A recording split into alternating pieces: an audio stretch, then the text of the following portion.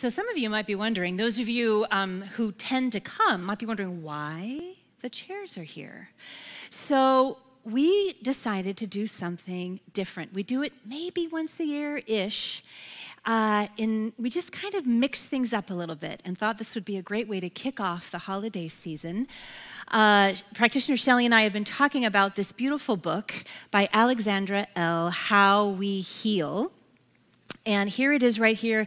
If you don't yet have your copy, they're downstairs. You can buy it online. It's just chock full of tools and prompts and wonderful things to chew on and think about. And so, Shelley, I'm going to invite you up here because we are going to do something a little different. Do you want to share, Shell, what we're doing? I'm gonna circle around. Yes, Here yes, we are. yes. Thank you, Reverend Shannon. Yes. So when Reverend Shannon and I have been reading this book for a couple of weeks now, and as I was reading it, every chapter I felt like, oh, I wonder what Reverend Shannon thinks about this.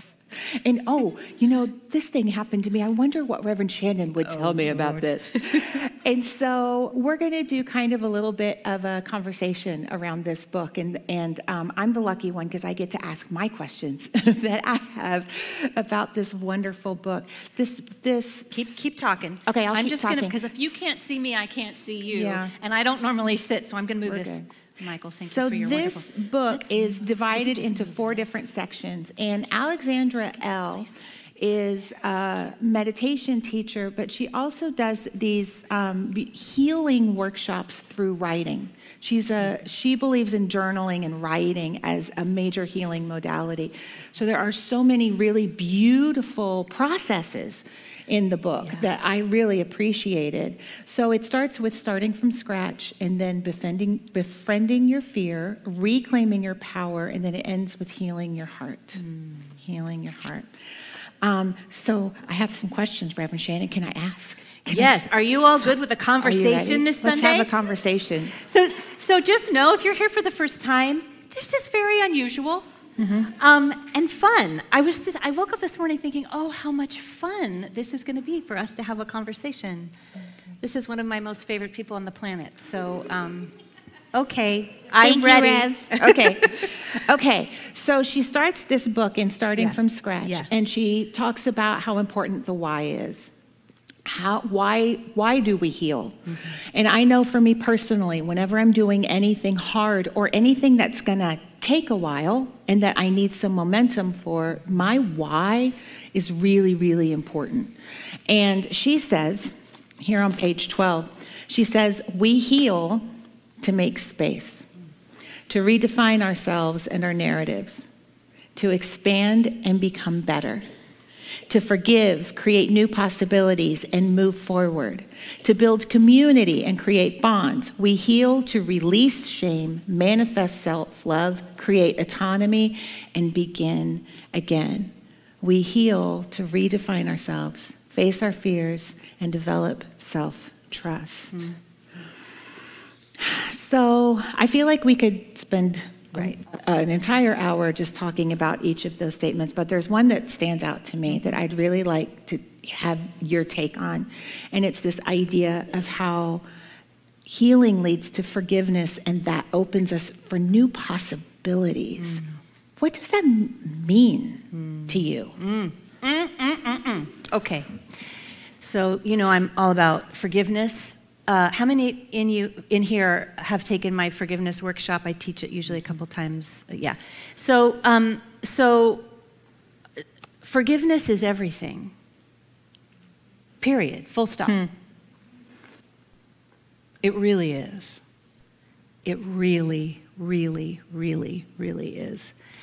If we hold unforgiveness in our body temple, number one, it becomes toxic. It blocks our channels. Yeah. And, one of the things that is so important about forgiveness, and I think many of you may have heard me say this before, but especially we just had Thanksgiving, moving into the holidays. For a lot of people, this can be a time where a lot of stuff comes up. And here's the thing. Forgiveness is not the same as reconciliation. at all. Forgiveness is not for the other person, it is for you. It is for yourself, always. Whenever I hear someone say to me, I am not going to forgive that, the first thing that I want to just share is, number one, forgiveness does not mean ever condoning something. It doesn't ever mean that what they did was okay. That is the opposite. It is simply freeing yourself, for us to be free, for us to live a life that is unbounded, that is undefended. It is absolutely key that we come from a place of forgiveness. And here is the thing. Forgiveness is a daily process. We think of it as like a one-off. It's a daily process. We all hear the news. We hear social media stuff. We are bombarded with this all of the time. Forgiveness is an absolute daily spiritual practice. For me, when I finally made that connection, that it was like, oh, it's on the breath, in the breath, as the breath, right? Yeah. That is a total shift. That is a total shift from I'm going to forgive that thing. Alex Elle talks about this in her book. Healing is continuous, right? Because this is a thing, once we have something that is healed within us, there's more to open, that's revealed, to look at, to see. There are tender parts of us that call to be nurtured, that were, before that moment, covered with layers of unforgiveness in many cases. You know, there's this wonderful story about two ex-prisoners of war. And they meet after many years. This is told often in the Buddhist tradition. They meet after several years. And one of the men says to the other, have you forgiven your captors? And the man says, no, never would I do that. And the first man says, then you're still in prison. Unforgiveness imprisons ourselves. The other thing that I want to say to that, Shelley, that I think is really crucial, that I have learned on my own journey, it's far more difficult to forgive ourselves than to forgive someone else. Do you feel me on that? Yes. Do you know what I'm saying? Like, we can, say things like, I'm never going to forgive that, or I'm never going to do that, but the real unforgiveness is for ourselves. And that's why also I say it's a daily practice. Golly, I was sharp in that moment. Okay, take a breath. You know, I often put my hand on my heart. One of the things I've learned, one of the tools I've learned, is to, we speak so harshly to ourselves, don't we? I got into this spiritual practice of calling, this is going to sound so wackadoodle, but it's just us, so it's fine. Because when I work with other people, oftentimes I will say to them, sweetheart, listen to how you're speaking to yourself, sweetheart. And I mean that. I love you, sweetheart. I was like, well, why don't I call myself sweetheart? Yeah. I'm just going to try that. Why not? At first, I was like, sweetheart. Oh, for God's sake. And then I was like, all right. And over time, when I have that moment of harshness, I'm harsh with myself. Oh, I was sharp. I was tired. I shouldn't have responded when I was tired, or I was whatever. Fill in the blank. How we are, right? Sweetheart. Oh, just put your hands on your heart for a moment. Just take a breath.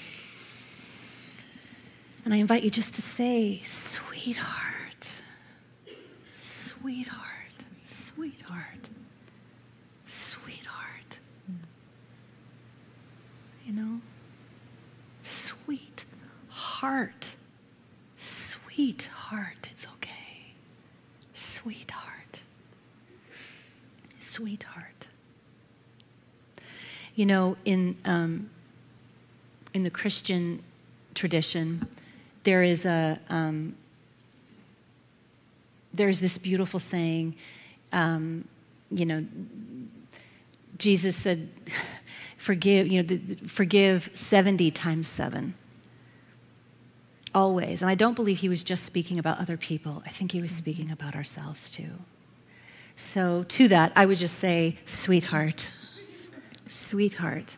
forgiveness is a spiritual practice that is meant to be done daily. Yeah. I was doing a workshop with Jean Houston once, and we were talking about betrayal, and when we're in our small groups and everyone's talking about when they were betrayed, you know, you could feel there was a lot in the room, lot in the room, but then she had us turn around and talk about when we betrayed someone else, and that's when the tears, you know, all of us, you know, it brought us all to our knees. Yeah. Why do you think we're harder on ourselves than each other, Rev? You know, so I have so much to say about that, and we have so little time. But here's what I'll say. Here's what I'll say. Here's what I'll say. I think it's two sides of the same coin. On the one hand, we're hard on ourselves because when we were growing up, society, family of origin, friends, you know, the comments, the pressure, depending on what your situation was, so often that inner critic, that voice, in any given moment when you're not saying, sweetheart, when you're berating yourself, just stop and ask yourself, whose voice is this? And how old am I in this moment? So many of you have heard me say that. So the one hand is that we get to heal that. We get to heal that inner critic, that voice that is not ours. The other hand, I believe, is that we can be hard on ourselves because we want to do better. Yeah. We want to grow.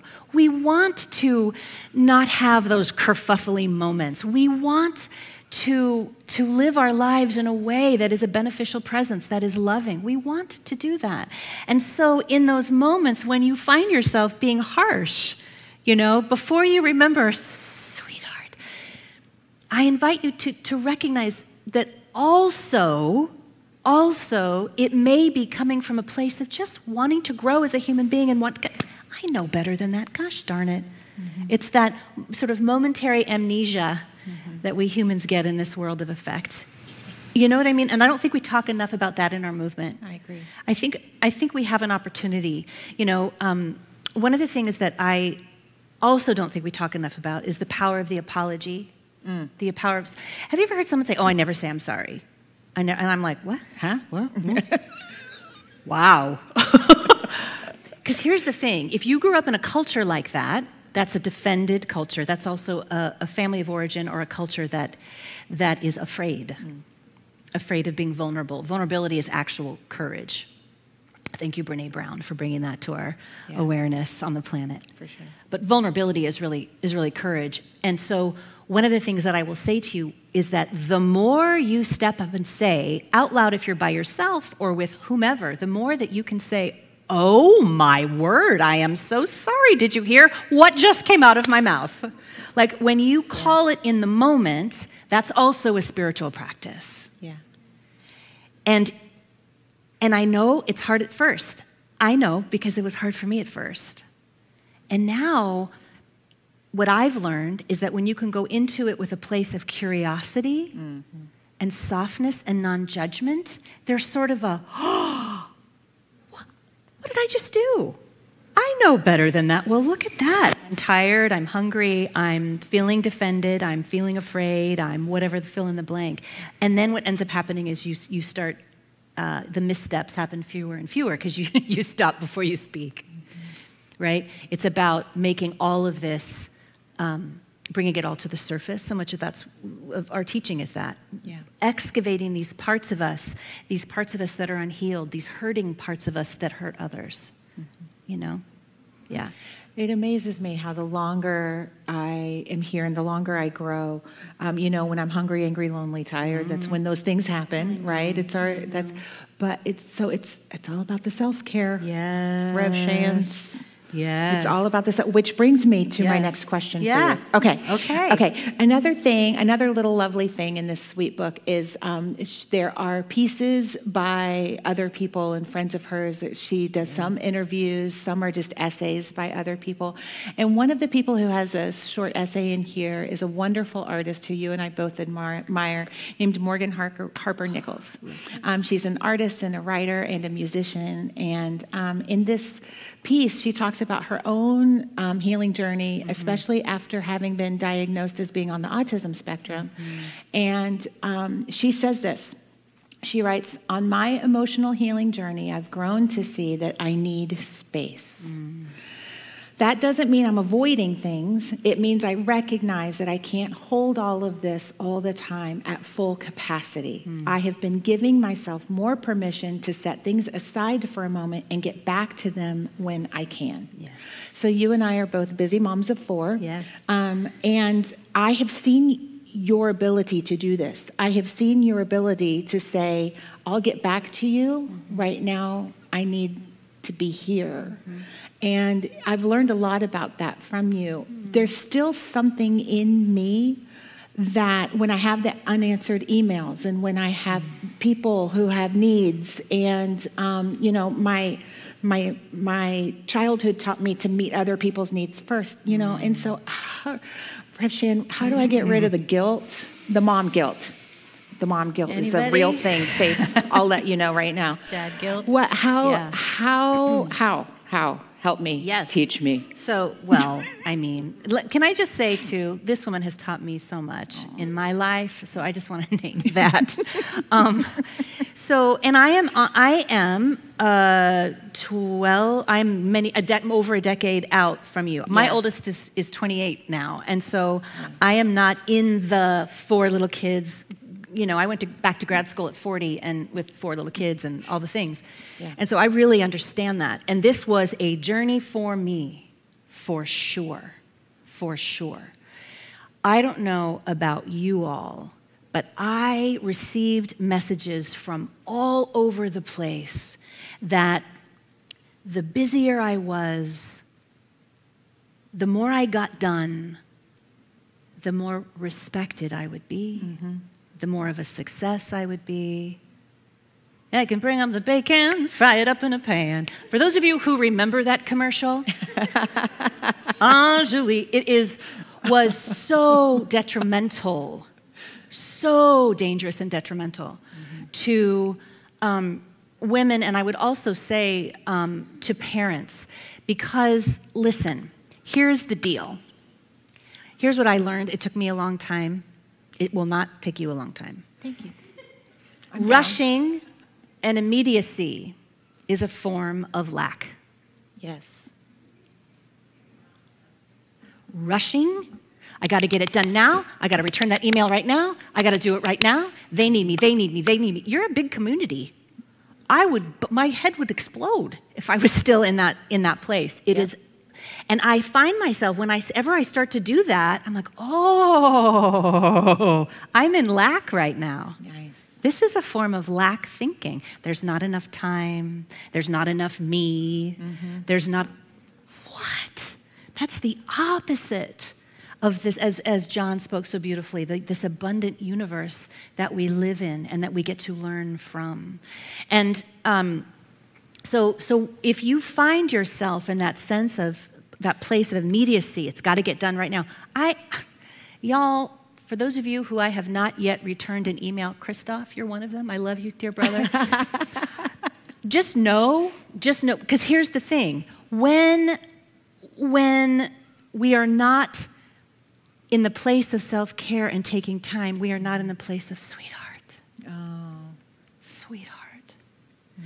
And so this morning, Christoph, as I was literally writing the Advent calendar wreath thing, I went, I have to respond to that email from Christoph.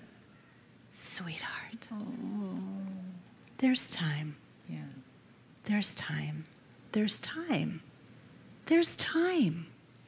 So that's a big part of it. And that, too, is a daily practice. Yeah. What am I rushing to?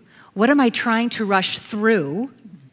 What am I having this false sense of immediacy? Unless it's like a 911 call, y'all, sweetheart, that moment. Take a breath. This is where mindfulness, we teach so much about mindfulness here, and that this is part of it. And it's also about calendaring self-care. Yep. You have to calendar it. It took me so long. I could calendar all the things for all 4 of my children, all the things, all the soccer games and the dentist appointments and the doctor's appointments and the play dates and I've got to get the groceries to get to the thing for the party, for the PTA, I wasn't scheduling anything for myself. And I mean, it can be a walk. You know, it can literally be a walk. Do you know what I schedule now for time?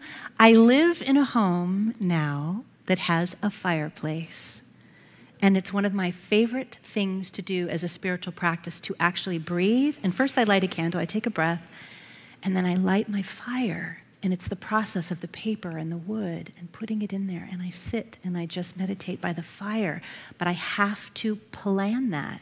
I have to make that a spiritual practice that I do. It's part of me getting into, because I'm kinesthetic in many ways, and it gets me into that place. Calendar it. Calendar it. I think that sweetheart that is my new favorite spiritual practice phrase. Sweetheart that. I'm just gonna give me a minute. I need to sweetheart that. Hold on. Moving on to the next section of the book, Reverend Shannon, in befriending your fear. Oh, yes. And this actually goes right along with what we were just talking about. On page 64, she makes an important statement. She says, we can hold ourselves accountable without punishing and hating ourselves if we did something wrong in the past or acted out of character.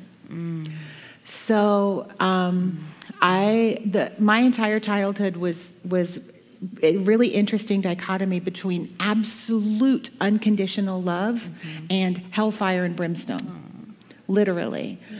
And so there's this thing, that is like deeply embedded in there that I have done so much beautiful healing work on, and it doesn't rule me anymore. But I know I can't be the only one who needs some more work with this idea between the difference between holding ourselves accountable and punishing ourselves. I'm really good at it with my children. Yeah.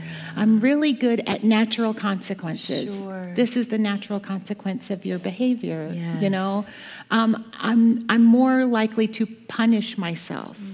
Help. Yes. Help me, Rev. Can anybody relate? Can anybody relate? And by punishing, that can just be being hard on ourselves. Yeah. Again, it's that whole thing. And this book is full of beautiful tools to navigate that. Yes, it is. I think one of the things that shifted that for me was something I heard many, many years ago. I mean, my gosh, I don't even think I was in prac training at that time, so we're going back a long time. And again, I had a fierce inner critic, like a fierce inner critic, to the point where at times it would just be debilitating.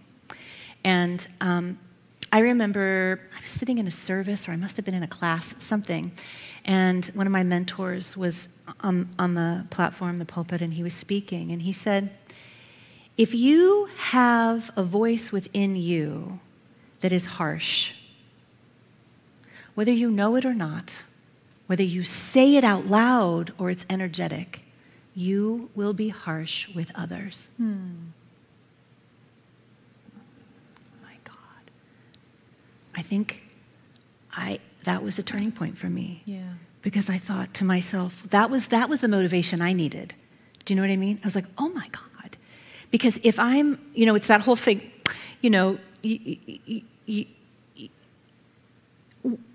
our inner life is expressed on the outside. It can't not be. Even if we are tap dancing around it, even if we are telling ourselves we aren't, even there is some way, and I'm not saying that you do this, I just want to be really, really clear that there is some way, if you think about it deep down, if you really, really, really think about it, if you are really harsh with yourself, even in your thoughts, there will be moments where you will be harsh with others.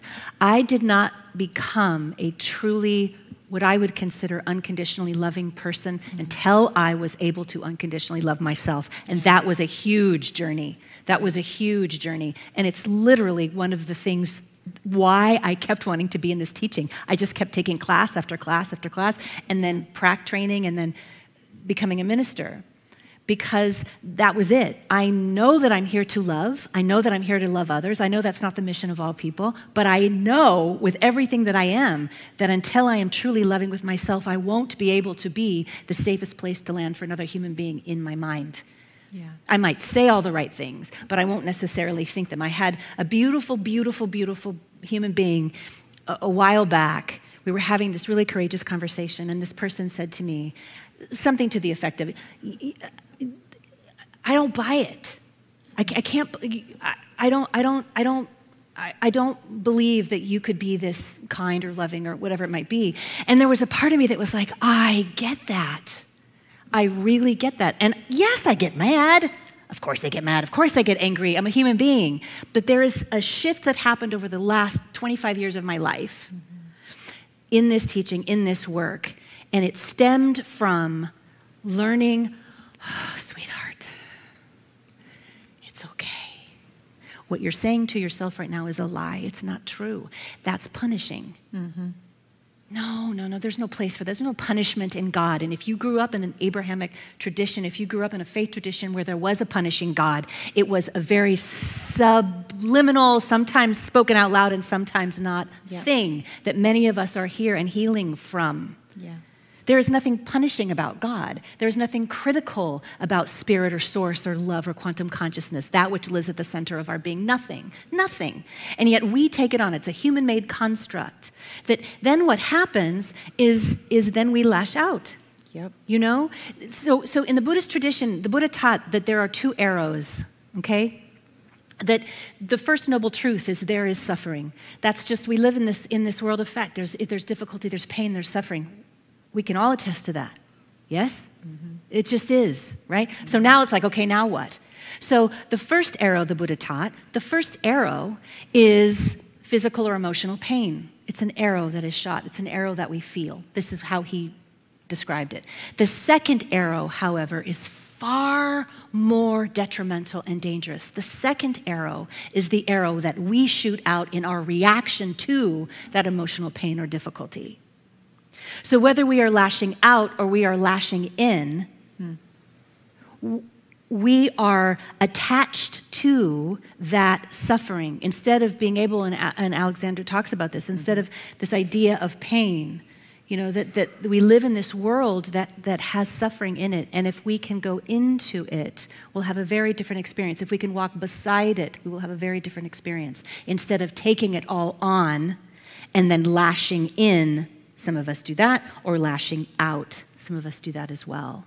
And so the spiritual practice is to be awake in our life, as the Buddha said. And this is in New Thought. This is our metaphysical practice. This is why everything we do here is around creating that spaciousness for ourselves to get quiet, to get clarity, so that we recognize we are not engaging that second arrow. Mm-hmm. Hi, friends. Thank you so much for watching, and I hope that this message supported you. We are a nonprofit, and we do all of this based solely on the gifts that you give. No amount is too small or too large. You can text to give. You can go online and check out our website. We're doing so much. You can give that way. Thank you so much for being here, for being a part of this community, and for supporting this message of bringing more light, more love, and spirit-led social action out into the world. Thank you. You're loved. So loved.